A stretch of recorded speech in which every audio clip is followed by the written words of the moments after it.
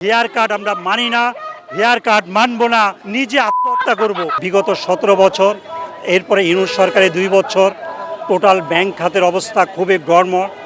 আমাদের অর্থনীতি ধ্বংসের ধার প্রান্তে। জনাব তারেক রহমান ক্ষমতা এসছে, আমি ওনার দৃষ্টি আকর্ষণ করছি।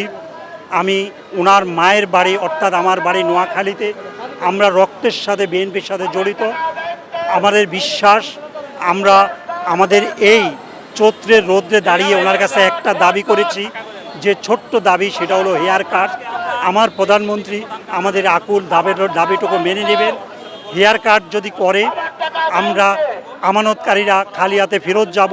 ৭৬ লক্ষ গ্রাহক জড়িত, ৭৬ লক্ষ গ্রাহকের সাথে আমাদের শত শত ব্যাংক কর্মচারী কর্মকর্তা এই ব্যাংকের সাথে জড়িত, সবার পরিবার আছে এই ব্যাংকের সাথে, ব্যবসায়ী জড়িত, আমরা আমানতকারী জড়িত। মাননীয় প্রধানমন্ত্রী জনাব তারেক রহমান, আপনি ব্যাংকটা যেন কোনো ক্ষেত্রে ইসলামিক সম্মিলিত ইসলামী ব্যাংকটা যেন দেউলিয়া না হয়, ব্যাংকটা যেন ক্ষতি না হয়, আর্থিকভাবে ব্যাংকটাকে ঘুরে দাঁড়ানোর জন্য সরকারের পৃষ্ঠপোষকতা প্রয়োজন।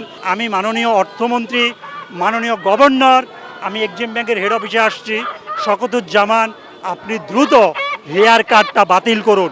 হেয়ার কাট আমরা মানি না, হেয়ার কাট মানব না, আমরা কাউকে মারব না, ব্যাংকের গ্লাস ভাঙবো না, দেশের কোনো ক্ষতি করব না, নিজে আত্মহত্যা করব। কারণ আমি অপারেশন রোগী, আমি আমার বাচ্চা স্কুলে বেতন দিচ্ছি না, আমরা না খেয়ে আছি, ঘর ভাড়া দিতে পারছি না, কত মা বোন চিকিৎসা করতে পারছে না। এই জন্য প্রতিজ্ঞা করলাম, দাফনের কাপড় নিয়ে আসবো, প্রয়োজনে মারা যাব, প্রয়োজন আল্লাহর কাছে চলে যাব। সরকারের দিকে তাকা অনুরোধ, আমাদের হেয়ার কাটটা মেনে নেন, আমাদের ব্যাংকটা ঘুরে দাঁড়াক, একটু আকুল আবেদন। খবরের কাগজ, নিখাত, নির্ভীক, নিরপেক্ষ।